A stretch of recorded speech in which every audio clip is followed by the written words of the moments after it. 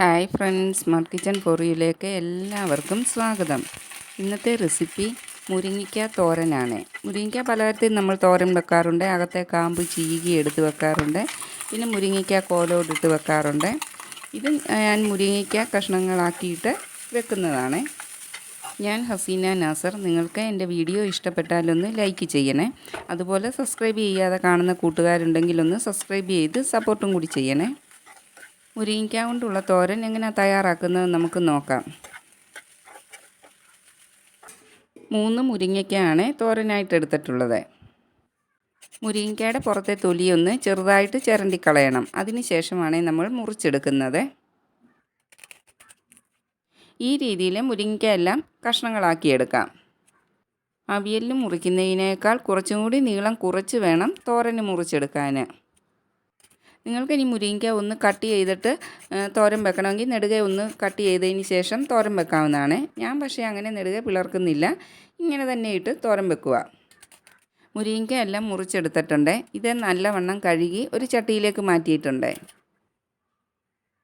ഇതിലേക്ക് 1/2 ടീസ്പൂൺ മഞ്ഞൾപ്പൊടിയും 1 ടീസ്പൂൺ ഉപ്പും ചേർത്ത് കൊടുക്കാം. ഇനി കഷ്ണങ്ങൾ വെന്ത് കിട്ടുന്നതിനാവശ്യമായ 1/2 കപ്പ് വെള്ളം കൂടി ഒഴിച്ചു കൊടുക്കാം.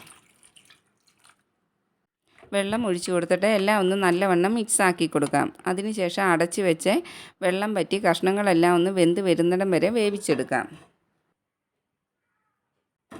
ഒഴിച്ചു കൊടുത്ത വെള്ളമെല്ലാം പറ്റി മുരിങ്ങയ്ക്ക കഷ്ണങ്ങൾ വെന്ത് വന്നിട്ടുണ്ട്. മുരിങ്ങയ്ക്ക കഷ്ണങ്ങൾ ഉടഞ്ഞു പോകാതെ ഇതുപോലെ തന്നെ കിട്ടണം. പക്ഷേ ഉൾവശമെല്ലാം നല്ലവണ്ണം വെന്തിരിക്കുകയും വേണം. ഈ രീതിയിൽ വേണം മുരിങ്ങയ്ക്ക വേവിച്ചെടുക്കാനായിട്ട്. ഇനി ഇതിലേക്ക് ഒരു അരപ്പ് തയ്യാറാക്കണം. അതിനായിട്ട് മിക്സിയുടെ ജാറിലേക്ക് 3 പച്ചമുളകും കുറച്ച് ചെറിയ ഉള്ളിയും ഒരു 12 കഷ്ണത്തോളം ഉള്ളി ചേർത്ത് കൊടുക്കാം. നിങ്ങളുടെ കയ്യിൽ ചുവന്നുള്ളി ഇല്ലെങ്കിൽ ഒരു സവാളയുടെ പകുതി ചേർത്ത് കൊടുക്കാം. പക്ഷേ സവാള ചേർക്കുന്നതിലും ടേസ്റ്റ് ചെറിയ ഉള്ളി ചേർക്കുന്നതാണ്. ഇനി ഇതിലേക്ക് 1/2 ടീസ്പൂൺ ചെറിയ ജീരകവും കുറച്ച് കറിവേപ്പിലയും ചേർത്ത് കൊടുക്കാം. പച്ചമുളകും ചുമന്നുള്ളിയൊക്കെ അരഞ്ഞു പോകാത്ത രീതിയിലൊന്ന് ചതച്ചെടുത്തുകൊണ്ട് വരാം. അരഞ്ഞു പോകാതെ ഈ രീതിയിലൊന്ന് ചതച്ചെടുക്കണം.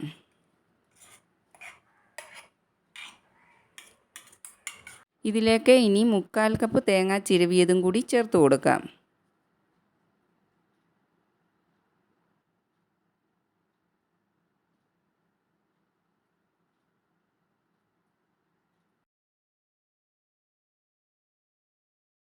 തേങ്ങാപ്പീരയ്ക്ക് ഒരു കളറ് കിട്ടാനായിട്ട് ഒരു പിഞ്ച് മഞ്ഞൾപ്പൊടിയും കൂടി ചേർത്ത് ഇതെല്ലാം ഒന്ന് ചതച്ചെടുക്കണം.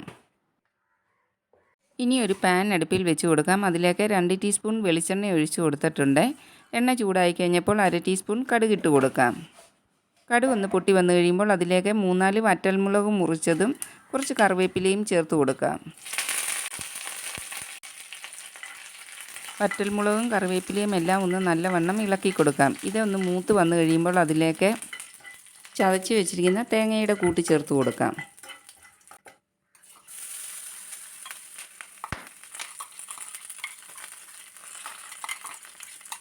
തേങ്ങാപ്പീരയുടെ പച്ച ടേസ്റ്റൊക്കെ മാറി കിട്ടുന്നിടം വരെ ഇളക്കി കൊടുത്തുകൊണ്ടിരിക്കണം. അടച്ച് വെച്ച് വേവിക്കേണ്ട. ഇടയ്ക്ക് ഇതുപോലെ ഇളക്കി കൊടുത്തുകൊണ്ടിരുന്നാൽ മതി. തേങ്ങാപ്പീരയിലെ വെള്ളമെല്ലാം പറ്റി നല്ല ഡ്രൈ ആയി കിട്ടുന്നിടം വരെ ഇളക്കി കൊടുത്തുകൊണ്ടിരിക്കണം. മുരിങ്ങയ്ക്ക വേവിച്ചപ്പോൾ അതിലേക്ക് ആവശ്യമായ ഉപ്പ് നമ്മൾ ചേർത്ത് കൊടുത്തിട്ടുണ്ടായിരുന്നു. ഇനി ഈ തേങ്ങാപ്പീരയ്ക്ക് ആവശ്യമായ 1/4 ടീസ്പൂൺ ഉപ്പും കൂടി ഈ സമയത്ത് ചേർത്ത് കൊടുക്കാം. ഉപ്പും കൂടി ചേർത്ത് കൊടുത്ത് തേങ്ങാപ്പീരയെല്ലാം നല്ലവണ്ണം ഒന്ന് മിക്സാക്കി കൊടുക്കാം. ഇങ്ങനെ 2-3 മിനിറ്റ് ഇളക്കി കഴിയുമ്പോൾ തേങ്ങാപ്പീരയിലെ പച്ച ടേസ്റ്റൊക്കെ ഒന്ന് മാറിക്കിട്ടും. ഇനി ഇതിലേക്ക് ചട്ടിയിൽ വേവിച്ച് വെച്ചിരിക്കുന്ന മുരിങ്ങയ്ക്ക കഷ്ണങ്ങൾ ചേർത്ത് കൊടുക്കാം. മുരിങ്ങയ്ക്ക എല്ലാം ഇട്ട് കൊടുത്ത ശേഷം തേങ്ങാപ്പീരയും മുരിങ്ങയ്ക്കായും കൂടെ നല്ലവണ്ണം മിക്സ് ആകുന്നത് പോലെ ഇളക്കി കൊടുക്കണം.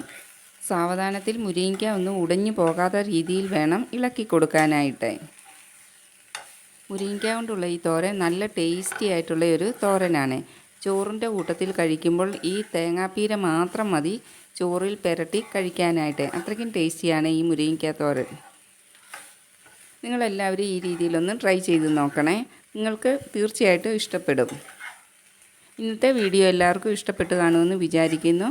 മറ്റൊരു വീഡിയോയുമായിട്ട് വരുന്നിടം വരെ എല്ലാവർക്കും നല്ലത് മാത്രം വരട്ടെ എന്ന് പ്രാർത്ഥിക്കുന്നു. Thanks for watching.